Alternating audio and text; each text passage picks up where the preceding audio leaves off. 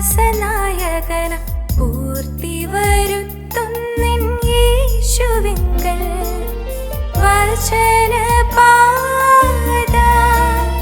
വചനപാത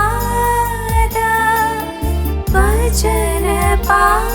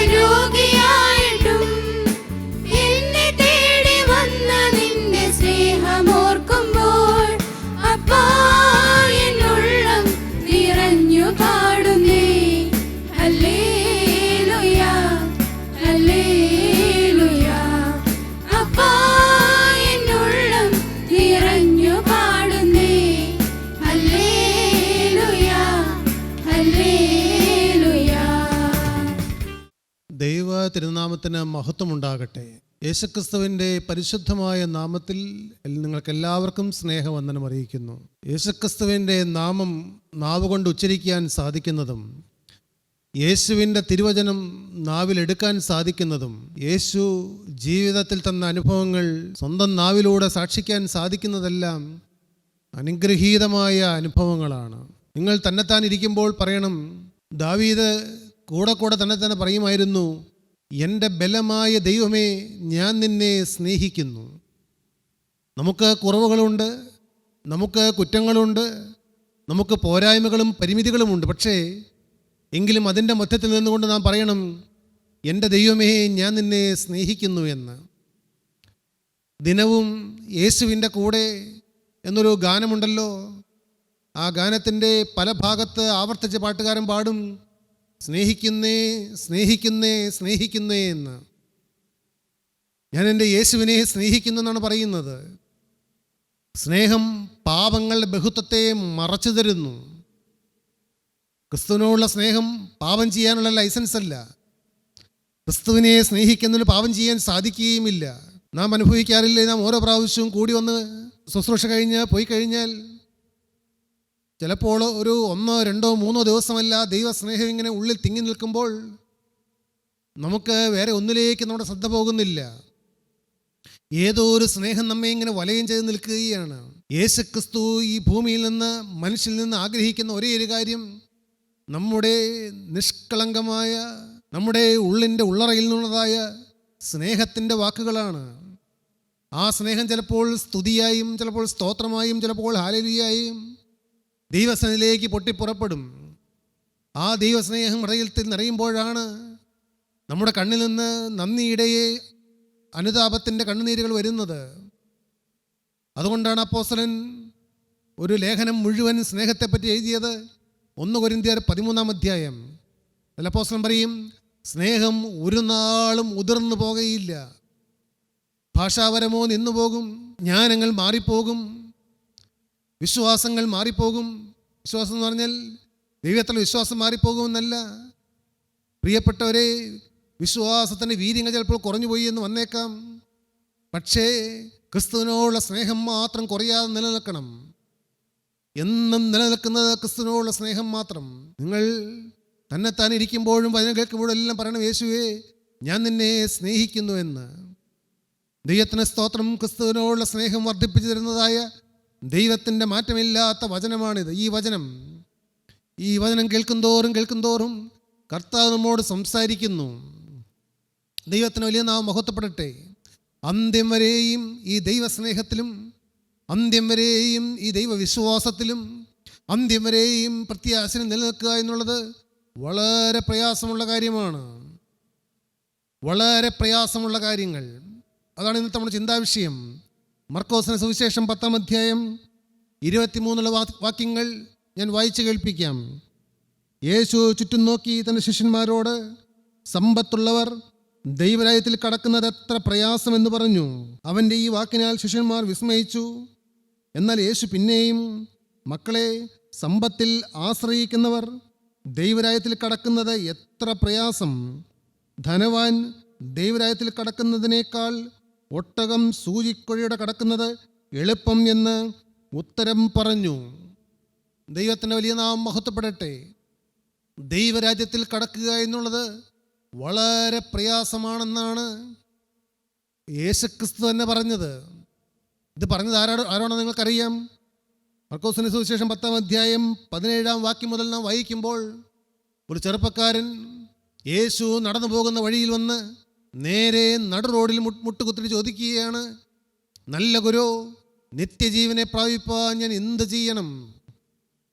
എൻ്റെ ദൈവത്തിന് സ്തോത്രം. യേശുക്രിസ്തു 3.5 കൊല്ലം 200 മൈൽ മാത്രം സഞ്ചരിച്ച് കവർന്നഭൂമിയിലും ബെത്സയിദയിലും ആ ഗലീല നാടുകളിലെല്ലാം സഞ്ചരിച്ചപ്പോൾ യേശുവിൻ്റെ അടുക്കൽ ആവശ്യക്കാരായി രോഗികളായി വന്ന അനേകം ആളുകളുണ്ട്. ഭൂതത്തിന് ഉപദ്രവം മാറേണ്ടിയവരുണ്ടായിരുന്നു, ചന്ദ്രരോഗികളുണ്ടായിരുന്നു, കണ്ണിന് കാഴ്ച കിട്ടേണ്ടവരുണ്ടായിരുന്നു, ഭൂതം മാറേണ്ടവരുണ്ടായിരുന്നു, കുഷ്ഠരോഗം മാറേണ്ടവരുണ്ടായിരുന്നു. അവരെല്ലാം തങ്ങളുടെ ആവശ്യങ്ങൾ യേശുവിനോട് ചോദിച്ചു. എന്നാൽ ഇവിടെ ഈ ചെറുപ്പക്കാരൻ അതൊന്നുമല്ല ചോദിക്കുന്നത്. ഈ തിരുവചനം, യേശുക്രിസ്തു എന്തിനീ ഭൂമിയിലേക്ക് വന്നു? നമ്മെ ഓരോരുത്തരെയും, മരണമുള്ളതായ മനുഷ്യനെ പാപത്തിൻ്റെ മരണത്തിൽ നിന്ന് വിടുവിച്ച് ഒരിക്കലും തീരാത്ത നിത്യതയിൽ നിത്യജീവൻ്റെ അവകാശികളാക്കി തീർക്കുന്നതിന് വേണ്ടിയിട്ടാണ് യേശുക്രിസ്തു ഈ ഭൂമിയിലേക്ക് കടന്നു വന്നത്. അന്ന് ഏദൻ തോട്ടത്തിൽ തങ്ങളുടെ നഗ്നത മറയ്ക്കാൻ ഇലകൾ കൂട്ടിത്തുന്നി നഗ്നത മറയ്ക്കാൻ വേണ്ടി ശ്രമിച്ചതായ ആദാമും ഹവ്വായും പാപം വന്നപ്പോൾ ആത്മാവിൻ്റെ വസ്ത്രം ഉരിഞ്ഞുപോയി. ആദാം മുതലുള്ളതായ തലമുറകൾ കാത്തിരിക്കുകയാണ്. സ്ത്രീയുടെ സന്തതി സർപ്പത്തിൻ്റെ തല തകർക്കും, സ്ത്രീയുടെ സന്തതി ജനിച്ചോ എല്ലാവരും കാത്തിരിക്കുകയായിരുന്നു. അങ്ങനെ കാലത്തിൻ്റെ ഒരു തികവിൽ സ്വർഗം കണ്ടതായ സമയത്ത് BC-ക്കും AD-ക്കും മധ്യത്തിൽ യേശുക്രിസ്തു ഈ ഭൂമിയിലേക്ക് വന്നു. എന്തിന്? നമുക്ക് ഓരോരുത്തർക്കും നിത്യജീവൻ തരുന്നതിന് വേണ്ടി. ആ നിത്യജീവൻ്റെ ഉടയവനോട് ഒരു മനുഷ്യൻ ആവശ്യക്കാരനായി വന്ന് ചോദിക്കുന്ന ചോദ്യമാണ്, ഗുരു, നിത്യജീവൻ പ്രാപിപ്പാൻ ഞാൻ എന്ത് ചെയ്യണം? കർത്താവ് പറഞ്ഞു, നീ എന്നെ നല്ല ഗുരു എന്ന് വിളിക്കുന്നത് എന്ത്? ദൈവമല്ലാതെ നല്ലവൻ ആരുമില്ല. നീ കൽപ്പനകളെ പ്രമാണിക്കുക.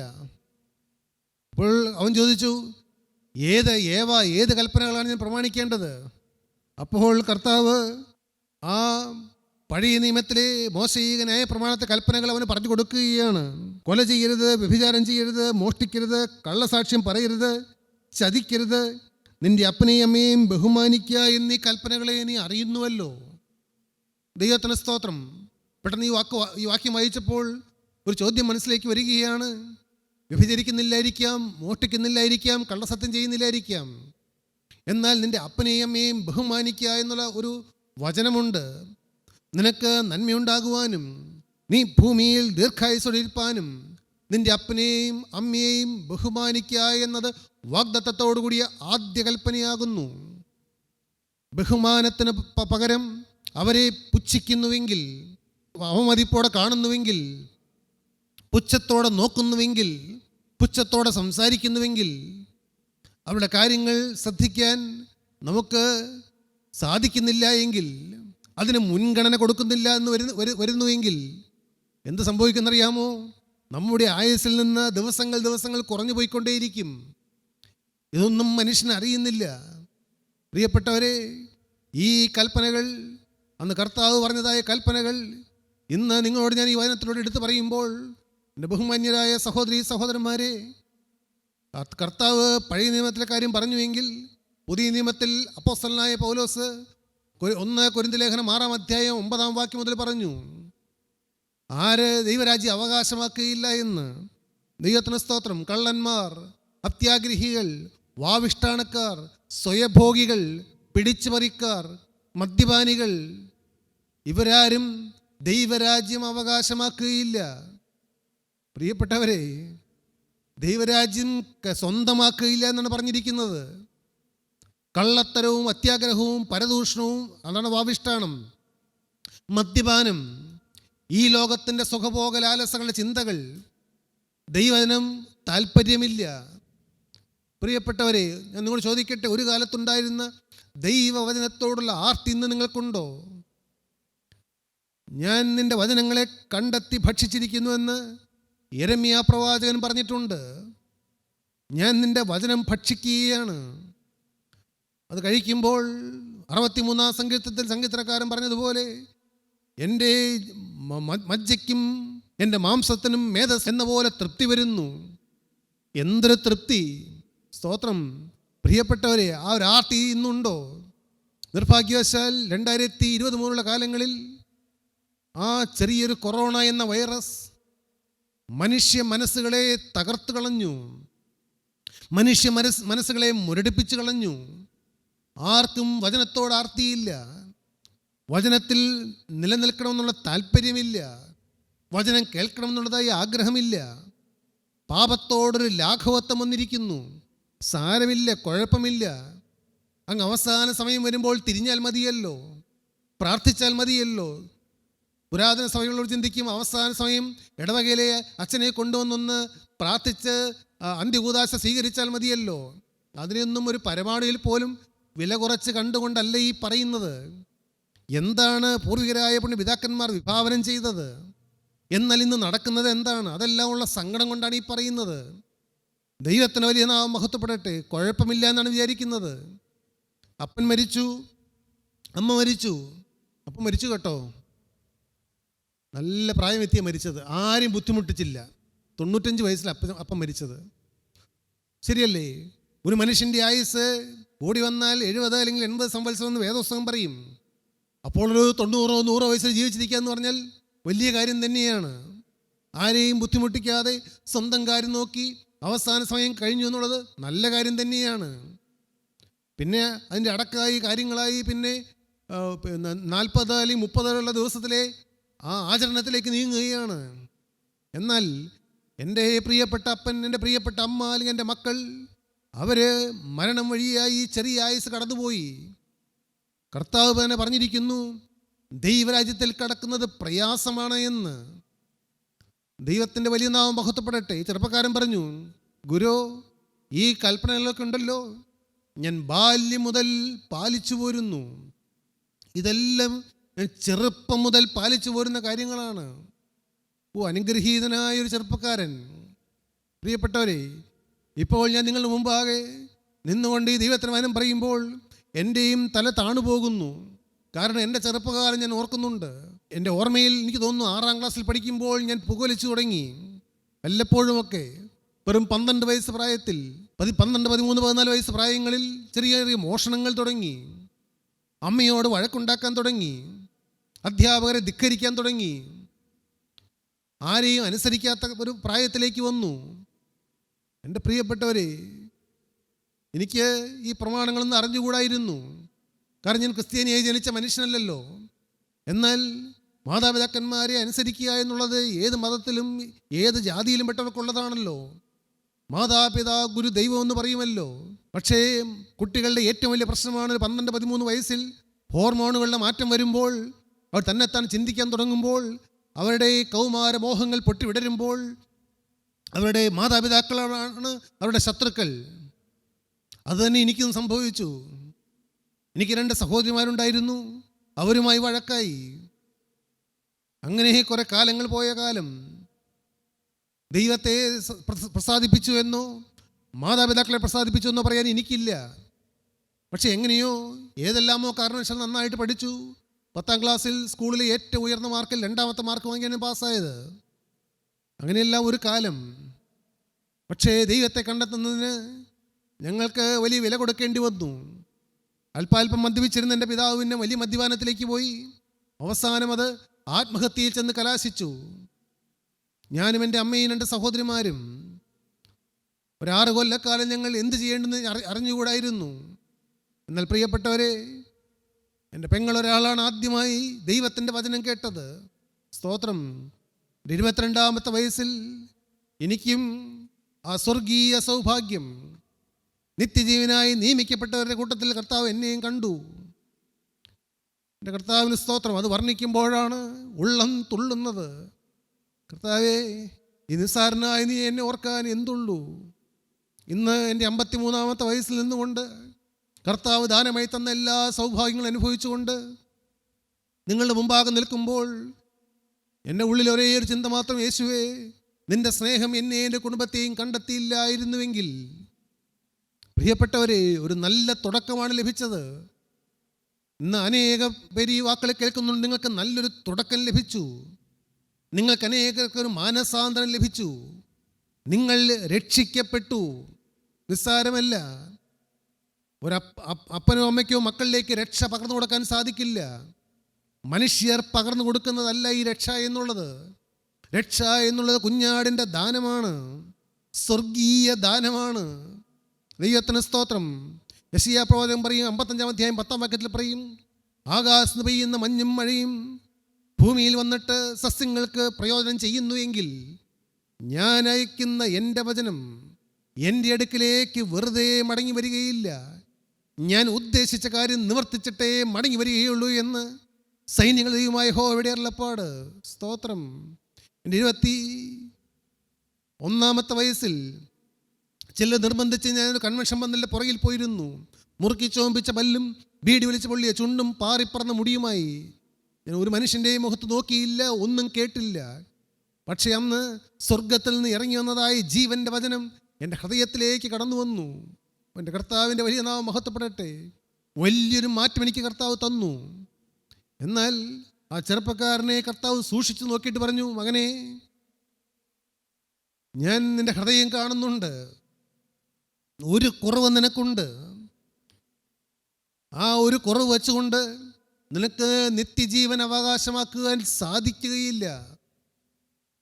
എൻ്റെ പ്രിയപ്പെട്ടവരെ, നിങ്ങൾ ദൈവസന്നിധിയിൽ മാറിയിരിക്കാറുണ്ടോ? ഉപവാസത്തോടെ ഇരിക്കാറുണ്ടോ?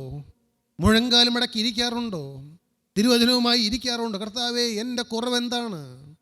പ്രാർത്ഥനാ യോഗങ്ങളിൽ കടന്നു വരുമ്പോൾ, യേശുവേ, നമുക്ക് 1, 3 ഞായറാഴ്ച, ഇനി നമുക്ക് 4-ാം ഞായറാഴ്ച വൈകിട്ടെല്ലാം യോഗമുണ്ടല്ലോ.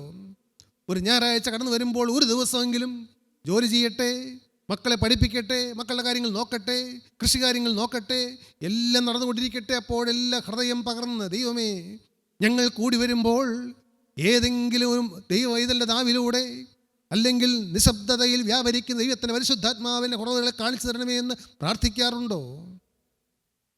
ഇവിടെ കർത്താവ് ചൂണ്ടിക്കാണിച്ചപ്പോൾ ആ ചെറുപ്പക്കാരൻ കർത്താവിൻ്റെ മുഖത്തേക്ക് ഇങ്ങനെ നോക്കി നിന്നു. അവൻ തല താഴ്ത്തി പയ്യെ തിരികെ നടന്നുപോയി. അവൻ ആ കുറവ് തിരുത്താൻ മനസ്സുണ്ടായിരുന്നില്ല.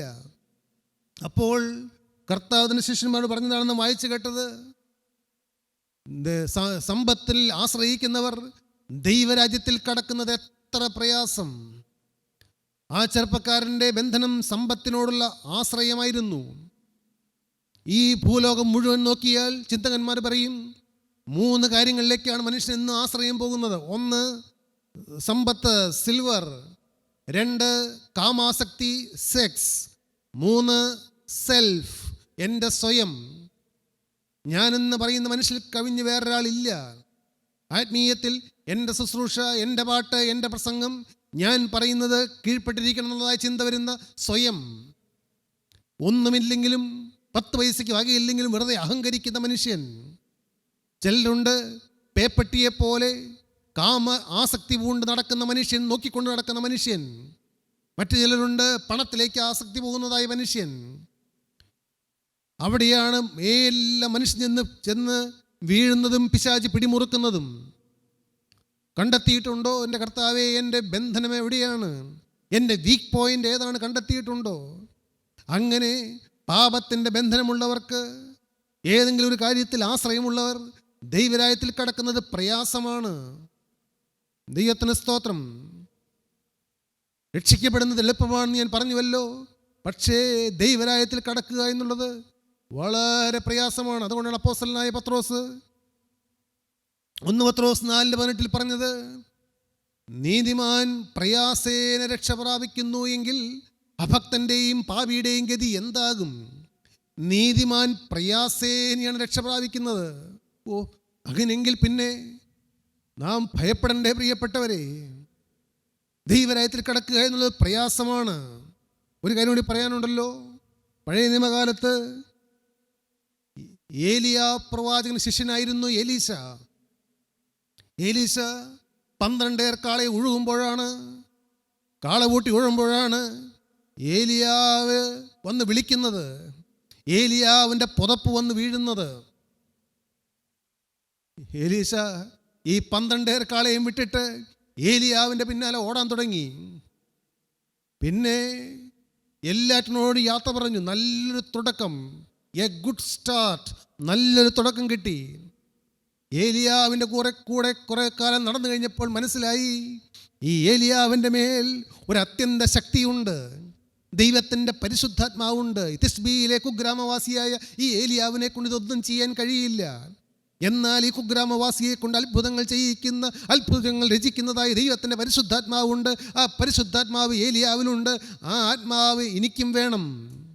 ഏലിയാവിലുള്ള ആത്മാവ് പോരാ എനിക്ക്, അതിൻ്റെ ഇരട്ടി പങ്ക് എനിക്ക് വേണം. ഏലീശയ്ക്ക് മനസ്സിലായി ഏലിയാവിനെ ദൈവം എടുക്കാൻ പോവുകയാണ് എന്ന്. എലീശ എന്ത് ചെയ്യുമെന്നറിയാമോ? ഏലിയാവിൻ്റെ പിറകെ നിന്ന് ഇങ്ങനെ മാറാതെ നടക്കുകയാണ്. അവരെ ഗിൽഗാലിൽ നിന്ന് പുറപ്പെട്ടു. പ്രിയപ്പെട്ടവരെ, കൂടെയുള്ള ശിഷ്യന്മാർ പറഞ്ഞു, നീ എന്തിനെങ്ങനെ ഏലിയാവിന് പുറകെ നടക്കുന്നത്? ഒരു പ്രയോജനമില്ല കേട്ടോ, നിങ്ങൾ മിണ്ടാതിരിപ്പീൻ. പിന്നെ ബേഥേലിലേക്ക് ചെന്നു. ഗിൽഗാൽ നിന്ന മാറിയ സ്ഥലം, ബേഥേൽ സമർപ്പണത്തിൻ്റെ സ്ഥലം, എല്ലാം വിശദീകരിക്കേണ്ടതാണ്. നിങ്ങൾ തന്നെ പോയി വായിച്ചാൽ മതി. 2 രാജാക്കന്മാരുടെ പുസ്തകം 1ഉം 2ഉം അധ്യായങ്ങൾ. അവിടുന്ന് നേരെ എരിഹോയിലേക്ക് പോയി. അങ്ങോട്ടും ഇങ്ങോട്ടും നടക്കുകയാണ്. ലക്ഷ്യം 1, ആഗ്രഹം 1. ഞാൻ യഹോവയോട് ഒരു കാര്യം അപേക്ഷിച്ചു, അത് തന്നെ ഞാൻ ആഗ്രഹിക്കുന്നു, കിട്ടിയെങ്കിൽ കൊള്ളായിരുന്നു. ഈ ലോക സുഖത്തിൻ്റെയും സ്ഥാനത്തിൻ്റെയും മാനത്തിൻ്റെയും ഒപ്പം പരിശുദ്ധാത്മാവ് കൂടി ഉണ്ടെങ്കിൽ നല്ലതായിരുന്നു. കാരണം ശുശ്രൂഷ ചെയ്യുമ്പോൾ ആത്മാവ് വേണമല്ലോ. പ്രിയപ്പെട്ടവർ, ദൈവരാജ്യത്തിൽ പോകണമെങ്കിൽ ആത്മാവ് വേണമല്ലോ, വീര്യപ്രവൃത്തി ചെയ്യാൻ ആത്മാവ് വേണമല്ലോ. കിട്ടിയെങ്കിൽ കൊള്ളായിരുന്നു എന്നുള്ള ലക്ഷ്യം കൊണ്ടൊന്നും ലാഘവത്വം കൊണ്ടൊന്നും ദൈവത്തിൻ്റെ ആത്മാവിനെ കിട്ടുകയില്ല. ഞാൻ നിങ്ങളോട് പറയുമ്പോൾ ഇത് ഞാൻ എന്നോടും കൂടി പറയുകയാണ്, ഞാനും ചുരുട്ടിൽ നിന്ന് പറയുകയാണ്. എൻ്റെ കർത്താവേ, ഞങ്ങളുടെ അതിരുകളെ നീ വിശാലമാക്കി തരണമേ, കാഴ്ചപ്പാടുകളെ വിശാലമാക്കി തരണമേ. ശിഷ്യന്മാർ പിന്നോട്ട് പിടിക്കുകയാണ്. വെറുതെ കേട്ടോ, വെറുതെയാണ്. നീ ഏലിയാവിൻ്റെ പുറകെ നടക്കുന്നത് വെറുതെയാണ്, നിങ്ങൾ മിണ്ടാതിരിപ്പീൻ. ദൈവത്തിന് സ്തോത്രം. അവസാനം യോർദാനും കടന്ന് ഏലിയാവ് എടുക്കപ്പെടേണ്ട സമയമായപ്പോൾ സ്വർഗത്തിൽ ദൈവത്തിൻ്റെ ആത്മാവ് ഏലീശയുടെ ഉള്ളിലെ ആഗ്രഹം കണ്ടു. ഏലിയാവ് ഏലീശയുടെ മുഖത്തേക്ക് നോക്കി. ഇപ്പോൾ ആ മുഖത്തൊരു വാത്സല്യമുണ്ട്, ഒരു തേജസ്സുണ്ട്, ഒരു കരുണയുടെ ഭാവമുണ്ട്. ചോദിച്ചു, മോനെ, 2 രാജാക്കന്മാർ 2:9, ഞാൻ നിങ്ങൾ നിന്ന് എടുത്തുകൊള്ളപ്പെടും മുമ്പേ ഞാൻ നിനക്ക് എന്ത് ചെയ്തു തരണം ചോദിച്ചു കൊള്ളുക എന്ന് പറഞ്ഞു. എന്താണ് ഞാൻ നിനക്ക് ചെയ്തു തരേണ്ടത്? അതിന് ഏലീശ, നിന്റെ ആത്മാവിൽ ഇരട്ടി പങ്കെൻ്റെ മേൽ വരുമാറാകട്ടെ എന്ന് പറഞ്ഞു. ഏലിയാവ് ഒന്ന് ഞെട്ടിയോ? ഏലിയാവ് പറഞ്ഞു, നീ പ്രയാസമുള്ള കാര്യമാകുന്നു ചോദിച്ചത്. സ്തോത്രം. മോനെ, നീ ചോദിച്ചത് വളരെ പ്രയാസമുള്ള കാര്യമാണ്. എന്നിലുള്ളതിൻ്റെ ഇരട്ടി ഞാൻ എങ്ങനെ തരും? ഇത് സ്വർഗത്തിൻ്റെ ദാനമല്ലേ. പക്ഷേ മോനെ, നീ എൻ്റെ കൂടെ ഗിൽഗാലിൽ നിന്ന് പുറപ്പെട്ടു, നീ സമർപ്പണത്തിലേക്ക് വന്നു, നീ എരിഹോ മതിൽ ചാടിക്കടന്നു. തീർന്നില്ല, നീ യോർദാനിൽ നിന്റെ ജഡം മുഴുവനായി നീ സമർപ്പിച്ച് പുതിയൊരു ആത്മസ്നാനത്താൽ വന്നവനല്ലേ. സ്വർഗം നിനക്കത് തന്നുകൊള്ളും. നീ പ്രയാസമുള്ള കാര്യമാകുന്നു ചോദിച്ചത്. പ്രിയപ്പെട്ടവരെ, രക്ഷിക്കപ്പെടുക പ്രയാസമാണ്, എന്നാൽ സ്വർഗത്തിൻ്റെ ദാനമാണ്. ദൈവരാജ്യത്തിൽ കടക്കുക വളരെ പ്രയാസമാണ്. ആത്മാവിനെ പ്രാപിക്കുക എന്നുള്ളതും വളരെ പ്രയാസമാണ്. ഇപ്പോൾ നമുക്ക് നമ്മുടെ കണ്ണുകളെ അടയ്ക്കാം, നമ്മുടെ തലകൾ നമുക്ക് വണക്കാം. നിത്യനായ ദൈവത്തിന് മുമ്പാകെ നാം ഇരിക്കുകയാണ്. കർത്താവേ, എൻ്റെ ദൈവമേ, ഒന്ന് രക്ഷിക്കപ്പെട്ടു എന്ന് പറഞ്ഞുകൊണ്ട് അങ്ങ് ഇനി ഒരു കുഴപ്പമില്ല ചിന്തിച്ച് നടക്കുന്ന ഒരു ആത്മീയ മാത്രമേ എനിക്ക് അറിയാൻ പാടില്ലായിരുന്നു. എന്നാൽ എൻ്റെ കർത്താവേ, വേദോസ്തവത്തിലെ വിശുദ്ധന്മാർ ഏലീശ ആത്മാവിന് വേണ്ടി ഏലിയാവിൻ്റെ പുറകെ ഓടിയതുപോലെ കർത്താവേ, ഇപ്പോൾ ഞാൻ നിൻ്റെ പിന്നാലെ വിടാതെ വരികയാണ്. ആത്മാവിനെ പകരണമേ. ഏലിയാവിൻ്റെ കാലമല്ല ഏലീശയുടെ കാലം. കർത്താവേ, ആ കാലമല്ല ഇന്നത്തെ ഈ നൂറ്റാണ്ട്. ഇവിടെ ജീവിക്കാൻ ദൈവത്തിൻ്റെ ആത്മാവ് വേണം, ശുശ്രൂഷ ചെയ്യാൻ ദൈവത്തിൻ്റെ ആത്മാവ് വേണം. കർത്താവേ, ദൈവത്തിൻ്റെ ആത്മാവില്ലാതെ ദൈവരാജ്യത്തിൽ ഞാൻ എങ്ങനെ കടക്കും? നീതിമാൻ പ്രയാസേന രക്ഷ പ്രാപിക്കുന്നു ഞാൻ വായിച്ചു കേട്ടുവല്ലോ. കർത്താവേ, ഇപ്പോൾ സൗജന്യമായി തരുന്ന ദൈവത്തിൻ്റെ പരിശുദ്ധാത്മാവ്, യാചിക്കുന്നവന് കൊടുക്കുന്ന ദൈവത്തിൻ്റെ ആത്മാവ്, അന്വേഷിക്കുന്നവന് കിട്ടുന്ന ദൈവത്തിൻ്റെ ആത്മാവ്, മുട്ടുന്നതിൻ്റെ മേൽ തുറക്കുന്ന സ്വർഗീയ വാതിൽ കഴിഞ്ഞ് ഇരിക്കുന്നു. നിന്റെ ആത്മാവിനെ എൻ്റെ മേലേക്ക് ഊതണമേ. തീയായി എന്നിലേക്ക് ഇറങ്ങണമേ. എൻ്റെ ജഡം കത്തിപ്പോകണമേ. എന്നെ ഇപ്പോൾ ആത്മാവിൽ അനുഗ്രഹിക്കണമേ. യേശുവേ, ഇന്നു മുതൽ ഞാൻ നിന്റെ വക. സ്നേഹം നിറഞ്ഞ ദൈവമേ, കരുണയുള്ള കർത്താവേ, ഈ നല്ല ദിവസത്തിനായി ഞങ്ങൾ നിന്നെ സ്തുതിക്കുന്നു, ഞങ്ങൾ നിന്നെ സ്തോത്രം ചെയ്യുന്നു. അവിടുത്തെ സ്വർഗീയ സ്നേഹം ഞങ്ങളെ മുറുകെ പിടിക്കുന്നതിനാൽ ഞങ്ങൾ നിന്നെ മഹത്വപ്പെടുത്തുന്നു. ഞങ്ങൾ മുഴുവനായി സമർപ്പിക്കുന്ന കർത്താവേ, ഞങ്ങളെയും ഞങ്ങളുടെ കുടുംബങ്ങളെയും സമർപ്പിക്കുന്നു. ഈ വചനം കേൾക്കുന്ന എല്ലാവരെയും അനുഗ്രഹിക്കണമേ. ആവശ്യങ്ങളിൽ കൂടി ഇരിക്കണമേ. ആത്മാവിന് ശക്തിയുള്ള ജീവിപ്പാൻ ക്രമം നൽകണമേ. മഹത്വം യേശുവിന് മാത്രം. എല്ലാം ഞങ്ങൾക്ക് വേണ്ടി ജീവൻ തന്ന യേശുവിൻ നാമത്തിൽ തന്നെ